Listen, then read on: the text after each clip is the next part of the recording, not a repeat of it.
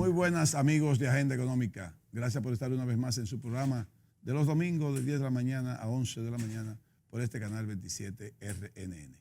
Luis Manuel Piantini y un servidor, Ezequiel Molina Lizardo, estarán compartiendo esta hora con una personalidad importantísima para Centroamérica en la parte económica, en la parte de integración. Estaremos hablando con Francisco de Lima Mena, secretario general de la Secretaría de Integración Económica de Centroamericana.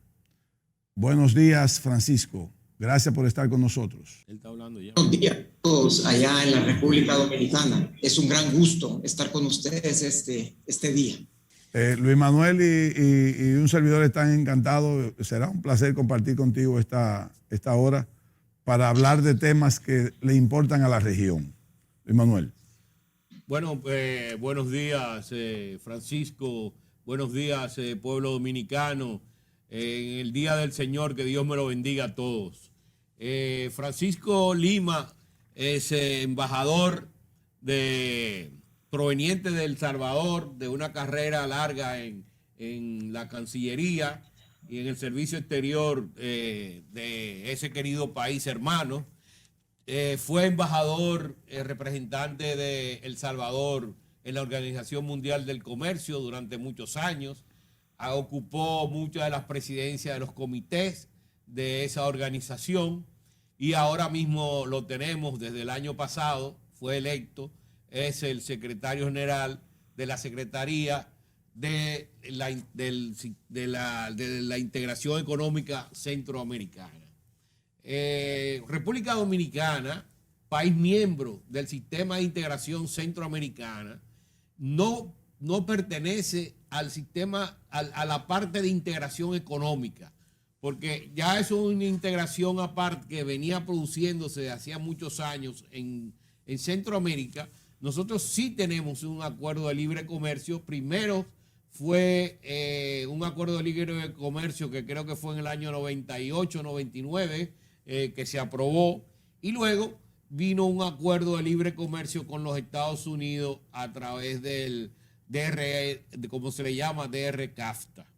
Pero bueno, tenemos aquí a Francisco para que se introduzca y nos explique muy bien cómo funciona esa Secretaría General, los países que la integran, cuál es la fase, el proceso en el cual ellos ahora mismo están y hacia dónde van. Francisco.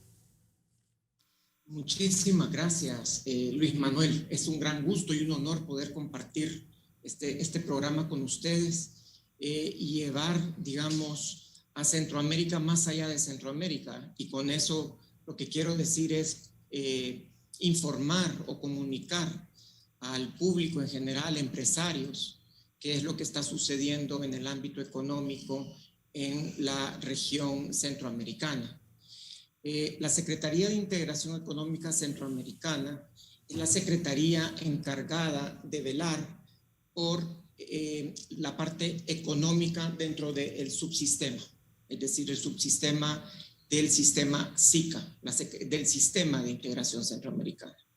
La SIECA es jefe de pilar de la parte económica del sistema.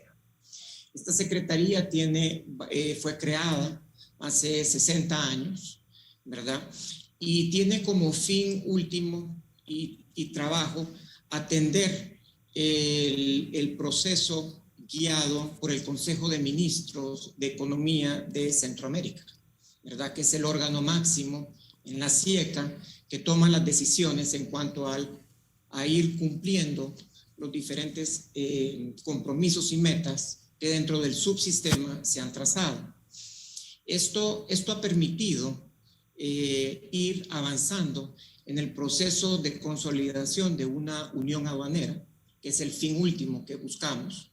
Y en este momento hemos avanzado en este establecimiento de zona de libre comercio de manera bastante significativa. La Secretaría de Integración Económica Centroamericana en la actualidad la componen 6 países miembros de Centroamérica, entiéndase Guatemala, El Salvador, Honduras, Nicaragua, Costa Rica y de reciente adhesión Panamá, que decidió incorporarse al sistema en el año 2013. Y he de decir que los trabajos para la finalización de la incorporación de Panamá al subsistema todavía están en proceso de terminación, van bastante adelantados, faltan algunos elementos en reglamentaciones nacionales, por ejemplo, en unificar el arancel externo común. Sin lugar a dudas, el subsistema económico centroamericano, sin lugar a dudas, es el sistema de integración más avanzado en el mundo de países en desarrollo. Y me atrevería a decir que de cara a algunas regulaciones que tenemos, es un sistema bastante avanzado en el mundo. Estoy completamente convencido que los efectos de la pandemia hubieran sido diferentes para todos y cada uno de los países centroamericanos si no hubiésemos sido parte de este esquema de integración regional, ¿verdad? El sistema de integración económica centroamericana, ¿verdad?, se guía por una serie de instrumentos base que componen, digamos, las líneas de acción de las que esta Secretaría tiene que velar, ¿verdad? Esta Secretaría en los últimos 4 o 5 años ha pasado de ser una Secretaría que provee servicios a los Estados miembros a ser una Secretaría que también va a pasar a dar servicios a los Estados miembros. Es decir, a través de la facilitación de comercio, se están adelantando una serie de plataformas informáticas o nodos regionales que permitirán y que permiten, dicho sea de paso, que el comercio intrarregional fluya de manera, digamos, electrónicamente controlada, ¿verdad? La digitalización en cuanto a los servicios para poder exportar e importar dentro del territorio de Centroamérica pasa por los servicios que la Secretaría da.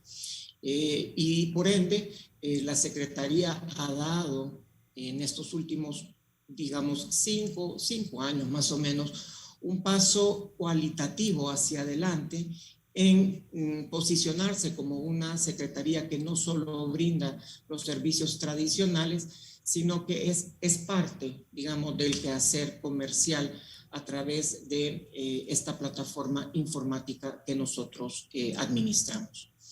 Como jefe de pilar del subsistema económico, la Secretaría también vela y coordina los trabajos que realizan otras dependencias del sistema de integración del sistema de integración centroamericana en la parte económica. Por ejemplo, el Centromipe, que es esta entidad centroamericana que atiende, digamos, los aspectos de la micro, pequeña, mediana empresa.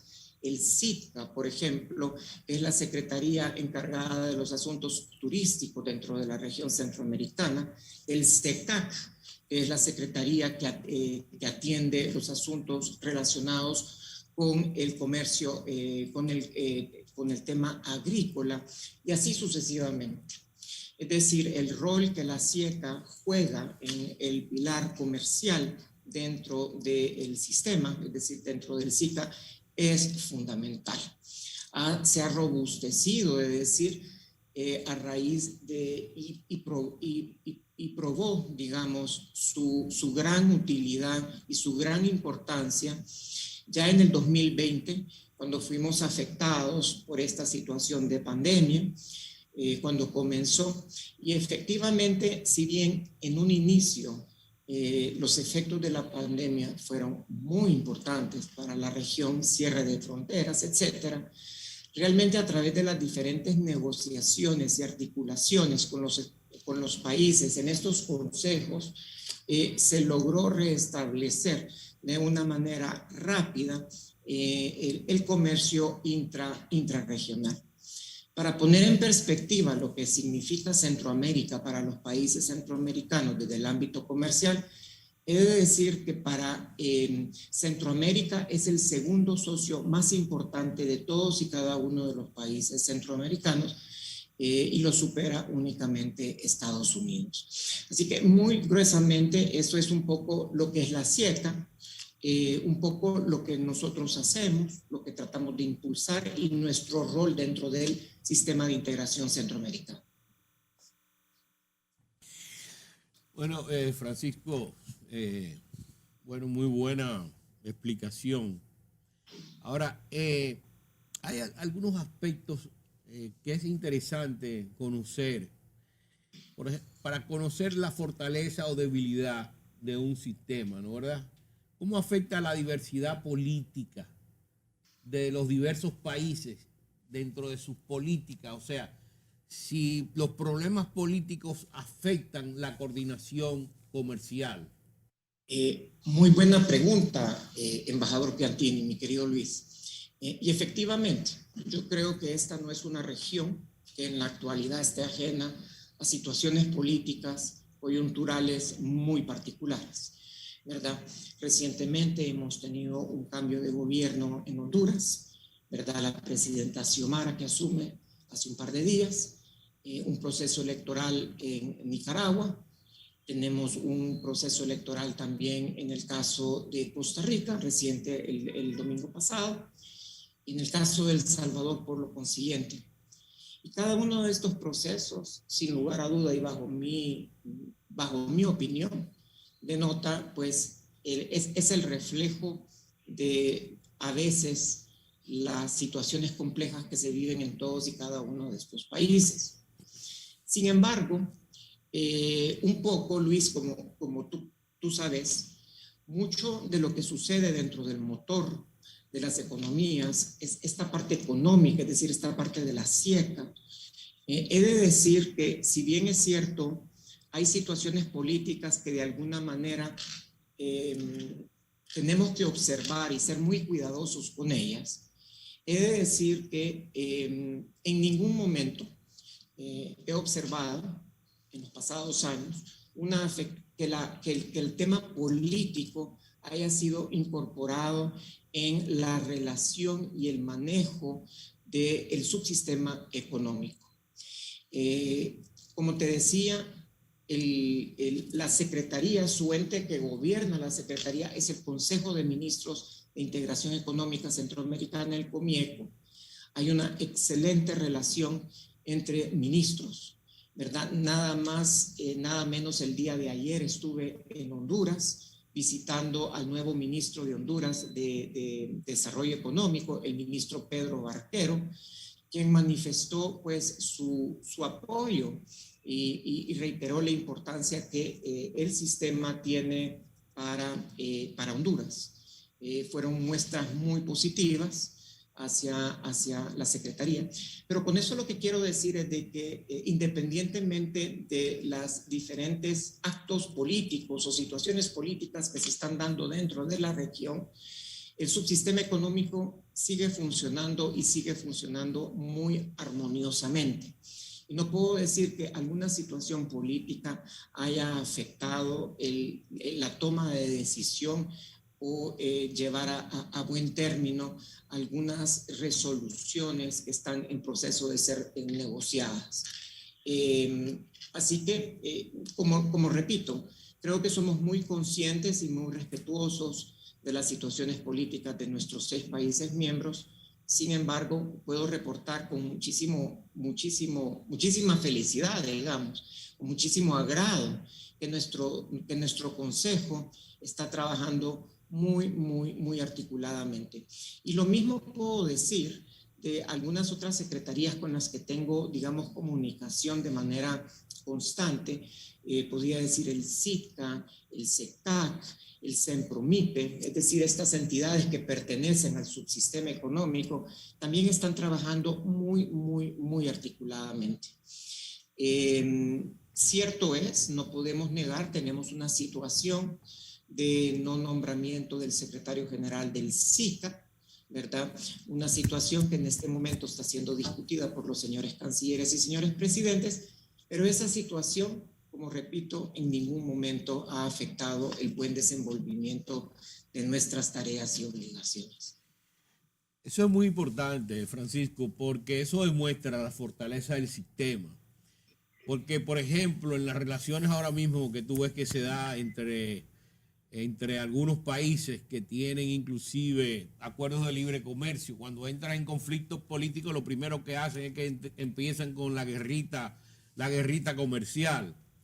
pero si hay un respeto a las reglas del sistema en ese mercado, eso pues es muy positivo porque asegura la continuidad y el fortalecimiento del sistema para lograr los objetivos propuestos, como es la unión aduanera, al fin y al cabo, que es lo que ustedes se proponen dentro de este conjunto que tú le llamas de zonas de libre comercio.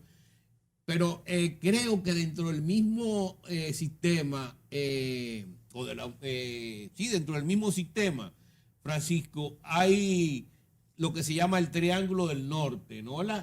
Que son los países que parece que están más integrados entre ellos y donde mejor fluye el comercio. Es importante también la inversión que se da entre los países del sistema, ese flujo y esa facilidad que hay, que lo tiene que dar una seguridad política también, porque si tú ves que hay problemas en un país, que tú vas a tener problemas con tu inversión, pues no lo inviertes, pero el sistema parece que refuerza la seguridad también para que el inversionista se sienta que hay menos riesgo su inversión dentro de los países del propio sistema. Correcto, Luis. Yo creo que has tocado dos puntos muy, muy importantes y si me permitís me quisiera referir a los dos. Yo creo que lo que tú indicas, Luis, por tu gran experiencia y nuestro trabajo conjunto que tú te recuerdas que llevábamos a cabo en Ginebra, mucho de lo que este tipo de organismos, y en el caso de SIECA como organismo regional, que es Secretaría Regional, que es efectivamente el que esté funcionando bien y el que tengamos, digamos, líneas de acción de mediano plazo u objetivos de mediano plazo acordados entre los 6 países, de alguna manera lo que dan es, digamos, esa visión de continuidad dentro de los trabajos regionales que se deben de impulsar, ¿verdad? Esto es tan importante en el sentido de que independientemente de lo que han sido o serán los cambios de gobierno que por regla general tienen que darse, muchas de las líneas de acción y trabajos que se desarrollan acá tienen un efecto de continuidad, es decir, independientemente de un cambio de gobierno, la realidad es que el objetivo sigue siendo el mismo. Y en el objetivo de esta Secretaría, la construcción de una unión aduanera ha sido y seguirá siendo, digamos, ese objetivo y fin último que buscamos como Secretaría de Integración Económica. Eso, digamos, es el fiel en la balanza que asegura que estas políticas que impulsan los países en el tema de integración regional continúen independientemente, como digo, de los cambios de gobierno, ¿verdad? Y eso ha quedado evidenciado en los trabajos que la Secretaría viene haciendo, ¿verdad? Y no podría decir yo que algunas líneas, es decir, se cambian detalles, pero líneas gruesas de trabajo, de fines que busca la Secretaría, ha habido una continuidad muy, muy importante. Por otro lado, te puedo decir de que también hay todo efectivamente tu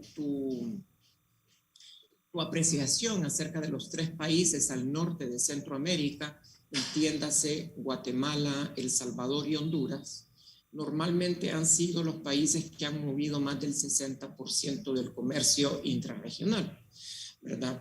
Y tradicionalmente han habido muchos esfuerzos por parte de estos 3 países de adelantar algunas, digamos, disciplinas o algunos acuerdos hacia la consecución última del establecimiento de la Unión Aduanera Centroamericana, ¿verdad?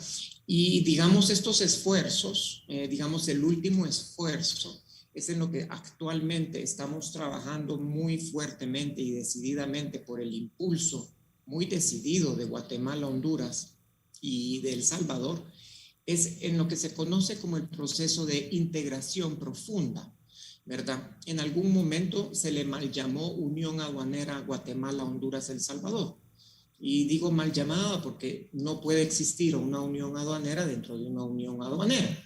Y por lo tanto, el nombre por el que lo conocemos es una integración profunda.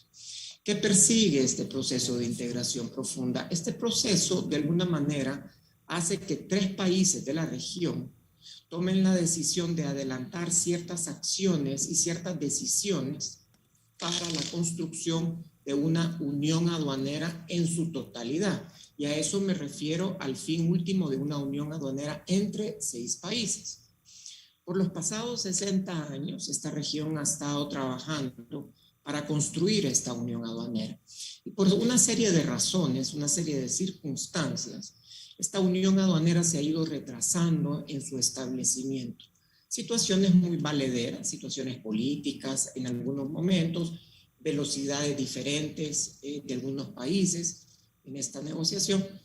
Pero estos 3 países dijeron, bueno, siempre con el afán de la construcción final de esta unión aduanera, tratemos de integrarnos nosotros, de manera nosotros 3, y de esa manera pues implementamos ciertas decisiones y ponemos en marcha ciertos planes para que el resto de Centroamérica tal vez pueda tomar el ejemplo e irse uniendo a estos esfuerzos. Esto ha llevado a que se establezca este proceso de unión de integración profunda, entre Guatemala y Honduras primeramente, y El Salvador, que decidió reincorporarse nuevamente a mediados del año pasado. Y esto lo que ha hecho es, hemos tenido productos fantásticos. Por ejemplo, entre Guatemala y Honduras se han podido establecer 3 puestos fronterizos integrados, lo que significa que de lado se han suprimido 3 puestos fronterizos y se han mantenido 3 puestos fronterizos, es decir, un mismo puesto fronterizo sirve para lo que va a ser el flujo de bienes entre Guatemala y Honduras, ¿verdad? Sin necesidad de pasar una doble frontera. Entonces se construyó, se remodelaron ciertos puestos fronterizos, 3 en este ejercicio, que funcionan de manera integrada. A la par de estos puestos fronterizos también se desarrollaron los módulos habitacionales en los que los funcionarios de ambos países habitarían a efecto de asegurar, condiciones de habitación óptimas para estos funcionarios, para que estos puestos funcionaran correctamente. Con la incorporación de El Salvador, se está pensando ya 2 puestos fronterizos integrados del lado de Guatemala y 2 puestos fronterizos integrados del lado de Honduras. Es decir, estaríamos sumando a la ecuación 4 puestos fronterizos adicionales. La CIECA se constituye en este ejercicio como el ente que coordina estos puestos fronterizos, ¿verdad? A través de mandatos de los 3 países, coordina y ordena, y claramente este ejercicio está guiado por una serie de decisiones y resoluciones que han firmado estos 3 países que aseguran, ese flujo de bienes en entre estos 3 países del norte de Centroamérica. Repito, el proceso Guatemala-Honduras está más avanzado. El Salvador está dando pasos decididos para incorporarse, y tenemos señales muy positivas que el gobierno de El Salvador está trabajando fuertemente para que esto sea una realidad en el primer semestre de este año, ¿verdad? Mucho de esto se hizo con un fondo especial de dinero que aportaron Guatemala y Honduras, ¿verdad? Lo que se conoce como un fondo estructural.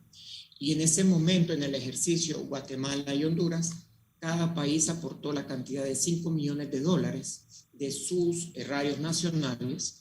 Ese dinero ha servido para la modernización de estos 3 puestos fronterizos integrados, el equipamiento personal, módulos habitacionales, sistemas de informáticos que controlan, la operación, y en fin, una serie de elementos necesarios para que el modelo funcione ha sido muy exitoso y bajo mi perspectiva, digamos, 10 millones de dólares ha sido una cantidad de dinero que, si bien es cierto, es importante, me parece bien utilizada para algo que ha incrementado el flujo de bienes entre Guatemala y Honduras de manera importante, pasando de tramitologías de más de 11 horas a tramitologías que tardan entre 7 y 8 minutos, ¿verdad?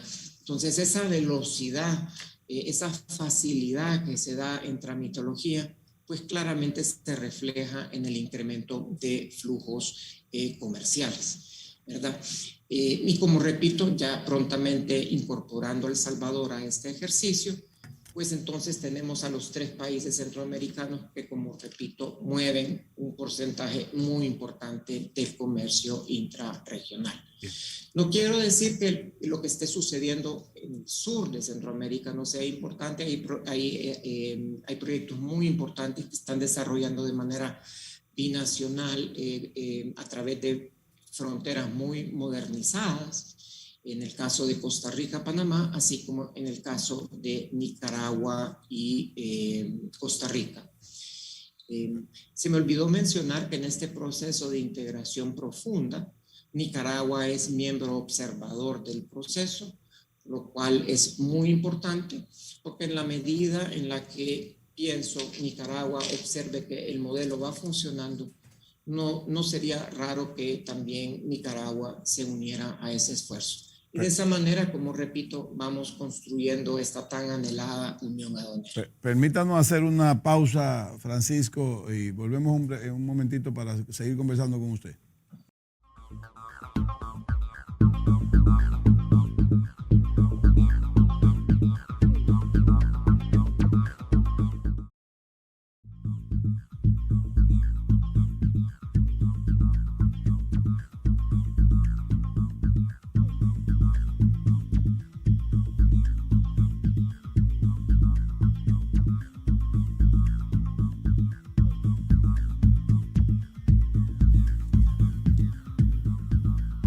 Continuamos en Agenda Económica. Estamos conversando con Francisco Lima Mena, secretario general de la Secretaría de Integración Económica Centroamericana.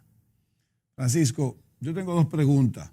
La voy a hacer juntas, me la contesta lógicamente por orden o como tú entiendas posible. ¿Cuál es la posibilidad para que un país sea miembro del CIECA? ¿Es voluntario o hay requisitos que tienen que cumplir? O si el país no le interesa, o cuáles son, en cierta manera, las trabas para no pertenecer a eso, porque me dijiste que de los 5 países ahora se integró Panamá, van a ser 6. Veo que Belice no está y los países del Caribe tampoco. Y la otra parte, en todos estos países que son, si se quiere, vía de desarrollo, o pobre, o no pobre, pero no son ricos, la parte de la MIPYME, micro, medianas y pequeñas empresas, influyen en una gran, influyen positivamente en unas grandes empleadoras en materia colectiva. O sea, en este país, las MIPYME son el 50% de los empleos.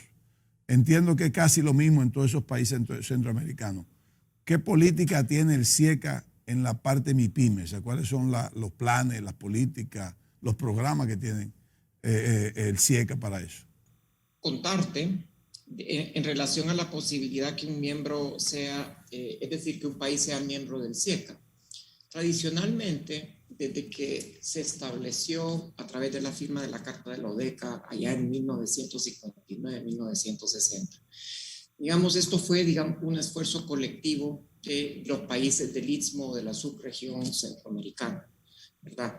Y poco a poco, pues, estos fueron creciendo, estos tratados fueron entrando en vigencia, diría yo, no de manera simultánea, pero sí se fueron llegando y sumando esfuerzos. Centroamérica, como tú sabes, nació como una confederación de países unidos, éramos una confederación. Y por circunstancias, pues que tal vez tú conoces, pues se dieron las independencias a nivel de los países. Entonces, esa situación histórica claramente ha marcado mucho y marcó mucho el interés en la parte económica de estos países de integrarse, ¿verdad? En el caso y de ahí, digamos, este deseo de estos 5 países de integrarse, como digo, en el caso de Panamá, pues siempre fue miembro observador, digamos, del subsistema, y te podría decir yo de que a lo largo de muchísimo tiempo Panamá participó como observador, y ya en el 2013, con lo que fue la suscripción y la entrada en vigencia del acuerdo de asociación con Europa, ¿verdad? Que era un acuerdo de región a región en el que Panamá estaba incluido, pues Panamá terminó de tomar la decisión, puesto que mucho de lo que estaba contenido en el acuerdo de asociación hacía que nuestra relación como Centroamérica estuviese guiada como una especie de región. El interés de Europa, claramente, como recordarán, era que los bienes que podrían internarse de Europa por Panamá hacia Centroamérica corran por el corredor centroamericano sin interrupción y más o menos con los mismos requisitos, sin mayor entretención, es decir, un poco como sucede en Europa. Entras por el puerto de Rotterdam, un producto va a viajar hasta Italia, pues claramente circula con una facilidad enorme. Y eso era de alguna manera lo que los europeos quieren, ¿verdad? Y está consignado dentro del Tratado de Libre Comercio. ¿Por qué me detengo con esto? Porque la realidad es que fueron todas estas circunstancias las que llevaron a que Panamá terminara de tomar la decisión e integrarse.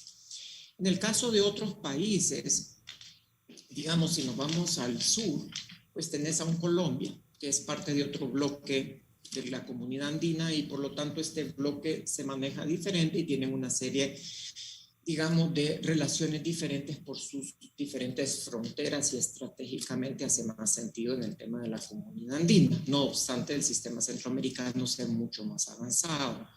Y en el caso de México, pues su relación comercial por el NAFTA y sus particularidades que hace pues que claramente más estén integrados hacia el norte.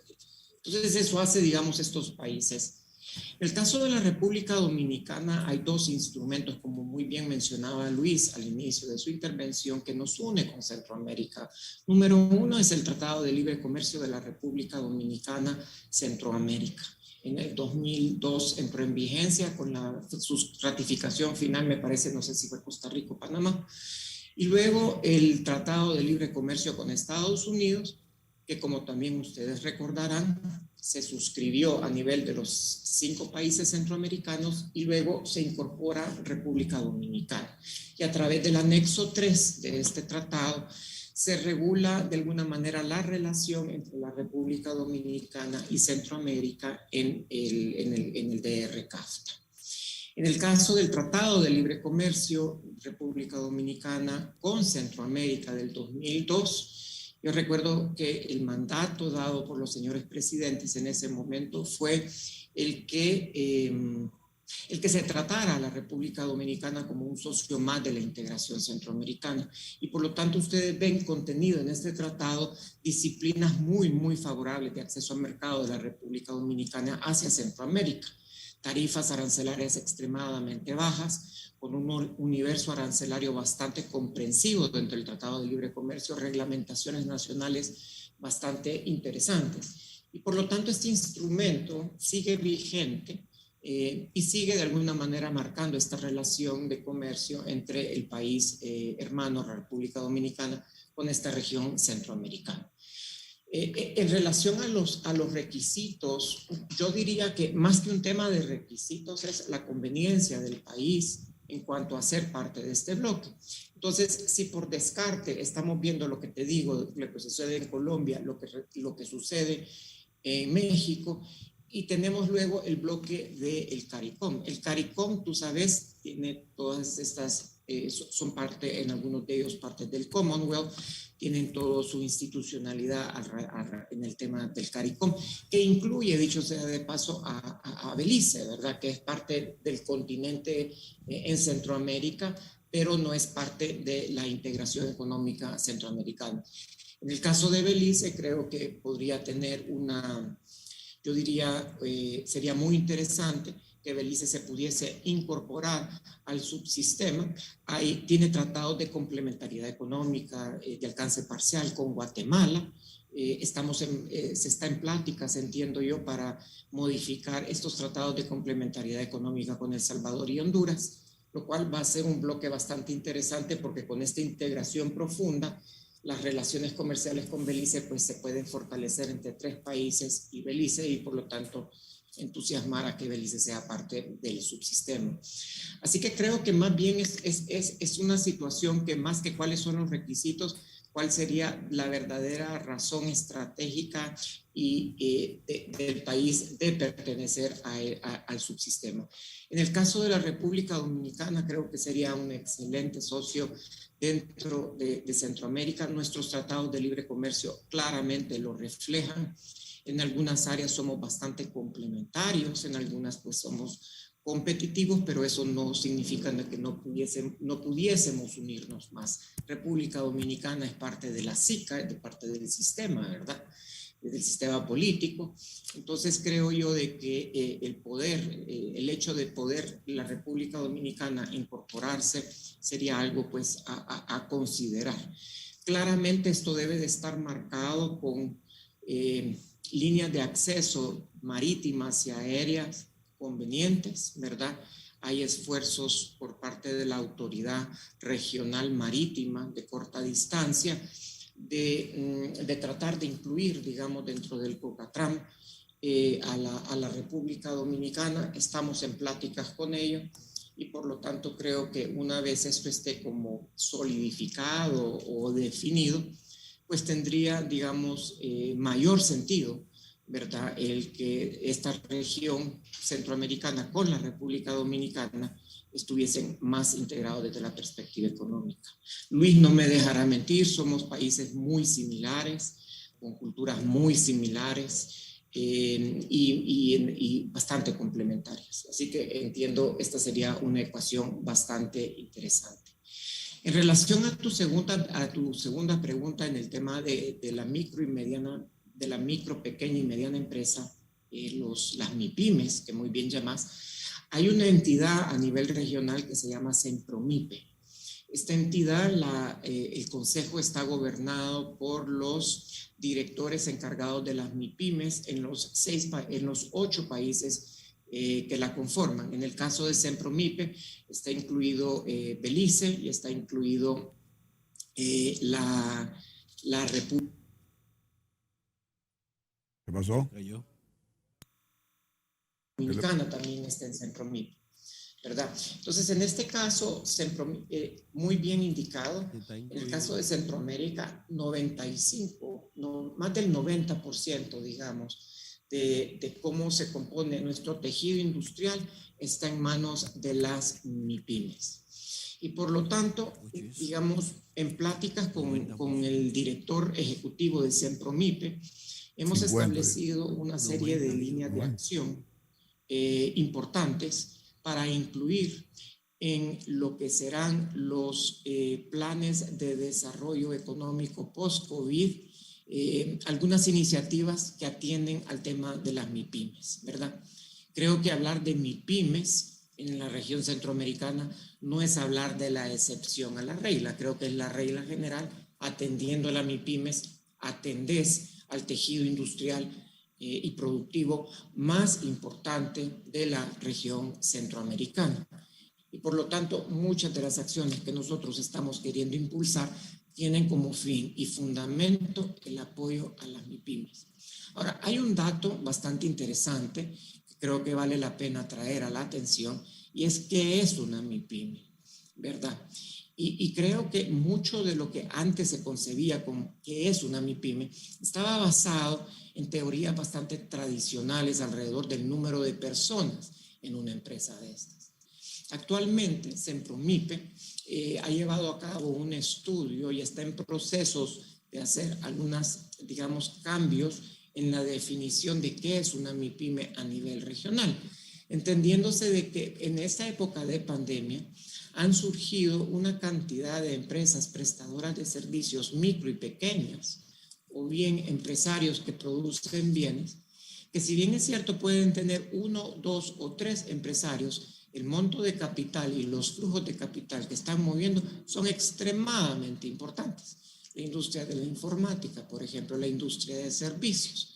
Entonces yo creo de que mucho alrededor de lo que es una MIPYME dentro de la región es un tema que está evolucionando y que lleva hacia el tipo de capital que maneja y mucho también el tiempo en que la empresa, desde que la empresa se estableció y sigue funcionando. Muchas MIPYMEs, como ustedes saben, por razones muy obvias, se quedan en el camino, no logran esos niveles de madurez como empresa y una estabilidad a través del tiempo. Entonces también esos son indicadores que miden, digamos, la efectividad o no de una MIPYME en el tiempo. Y por lo tanto, en la definición, el tiempo o permanencia dentro del mercado de una industria de estas resulta ser extremadamente importante.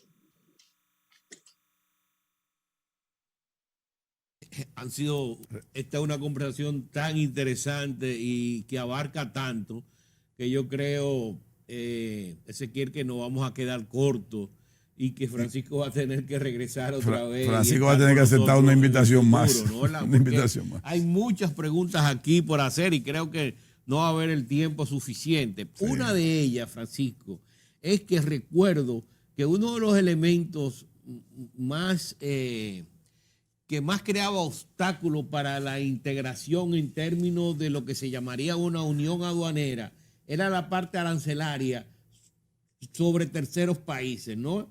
Hacia dónde iba ese dinero, a cuál país, porque eran tránsito y la entrada era por uno. Entonces, ¿eso sigue siendo un problema o se ha solucionado? ¿Cómo se ha solucionado? Lo otro es, Francisco, que tú hablaste del sistema político. Y para que aquí no se entienda, no se confunda lo que es sistema político, porque la política aquí uno piensa que este sistema abarca muchos subsectores, inclusive agua, una serie de subsectores donde hay reglamentaciones, donde nosotros estamos integrados. Porque yo recuerdo que del año 2004 hasta el año 2008, yo participé activamente en la integración de los sectores de República Dominicana, ya que estamos ya comenzando la integración con el sistema en las diferentes subsecretarías, ¿no? de este sistema. Entonces, tal vez tú no ves una ampliacióncita ahí de cuántas subsecretarías hay, aunque tú no eres el secretario general del SICA, pero sí tienes un conocimiento muy amplio de eso. En esa época era nuestro amigo Haroldo Rodas, ya fallecido, ex canciller de Guatemala, el que estaba como secretario general de la Secretaría del SIECA.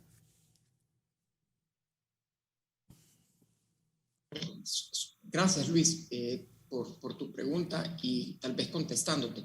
Efectivamente, uno de los temas importantes a la hora de la construcción de una unión aduanera, como sabemos, es realmente que la figura misma de unión aduanera lleva a que una vez un bien es internado por uno de los puertos, digamos, exteriores hacia el mercado común, el tema tributario es, digamos, el tema de cómo se estaría regulando.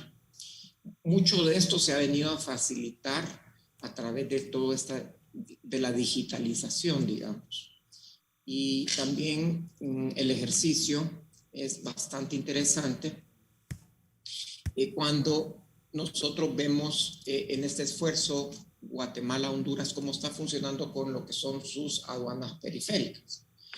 Entonces, normalmente cuando hablamos del arancel externo común, que es el que rige, hay varios factores que también se toman en consideración. Y como ustedes saben, Centroamérica tiene una cantidad de tratados de libre comercio suscritos con sus principales países de exportación como de importación. Muchos de los productos que entran al mercado común, pues en el caso de algunos tratados de libre comercio, ya tienen un 0% de arancel. Y por lo tanto, el comercio únicamente está gravado por lo que se conoce en algunos países como el impuesto del valor agregado del IVA. Y claramente si este producto va entrando, en el caso de Guatemala a Honduras, en tránsito de Guatemala hacia Honduras, una mercadería que viene de México, pues claramente se liquida con una declaración anticipada, ¿verdad? Y la liquidación anticipada lo que lleva es que el monto de impuesto pagado llega al país destino de la mercadería. Ahora, les mentiría si les digo que el tema de recaudación fiscal por los puestos periféricos todavía no sigue siendo un tema sensible dentro de la región. Lo es. Sin embargo, creo que hay que relativizar ese problema en la medida en la que únicamente estemos en presencia de tributos por valores agregados y no necesariamente por el tema del arancel externo común, el cual en algunos casos está marcado o por un tratado de libre comercio o un arancel armonizado a nivel de la región, el cual en algún momento quedaría por el sistema digital reportado en el país destino de la mercancía que entró, ¿verdad? Ahí pues hay una serie de análisis y controles de riesgo que se hacen, ¿verdad? Porque pues entre el momento que una mercadería entra al mercado común centroamericano por una de estas aduanas periféricas hasta el momento en el que llega al mercado destino, pues suceden muchas acciones y digamos hay muchas operaciones involucradas y por lo tanto hay todo un control que el sistema de riesgos, digamos en este momento está en fase de discusión. Pero creo que es un buen primer paso y como digo yo, esta construcción, este tema de integración profunda está marcando mucha pauta de lo que eventualmente podría suceder en el resto de los países de Centroamérica. Y es un sistema que está funcionando, es decir, el sistema de la caja única. Pero realmente, como repito, hay que relativizar el tema de arancel porque, como muy bien sabes, Luis, el tema de impuestos arancelarios cada vez viene siendo más importante en las recaudaciones y más bien se está sustituyendo por el tema del impuesto al valor agregado. Muchos de los productos vienen de mercados como Estados Unidos, en donde muchas de las tarifas ya están en cero. Lo mismo con el mercado europeo. En el caso de productos que puedan venir de la República Dominicana, están gobernados por el Tratado de Libre Comercio, algunos de esos ya en cero, ¿verdad? Entonces, el problema de la caja única viene a ser, digamos, la excepción más que la regla general. No con eso quiero decir de que no sea importante terminar de regularlo. Pero en concreto es algo que todavía está en la mesa, Luis, pero te podría decir que no necesariamente va a ser el problema más difícil para, digamos, seguir avanzando en la parte de unión aduanera. Es, digamos, mi perspectiva. Francisco, como dijo Luis Manuel, el programa quedó corto contigo. Tienes que comprometerte con nosotros a participar en un próximo programa. Muchísimas gracias por la participación. Para nosotros ha sido un grandísimo placer compartir con una persona tan importante, regional, económicamente hablando y diríamos que también en materia social. Así que muchas gracias por tu participación. Gracias, Ezequiel, y muchísimas gracias a mi gran amigo Luis. Les mando un gran abrazo y pues los hermanos de la República Dominicana siempre tienen un lugar muy especial para nosotros aquí en Centroamérica. Muchísimas gracias. Recuerda que tiene que aceptar una próxima invitación. Es un compromiso. Con el mayor de los gustos. Si se trata de ti y de Luis Manuel, con el mayor de los gustos. Muchas gracias. Gracias, señores, por mantenerse con nosotros. Que Dios los bendiga. Hasta la próxima entrega.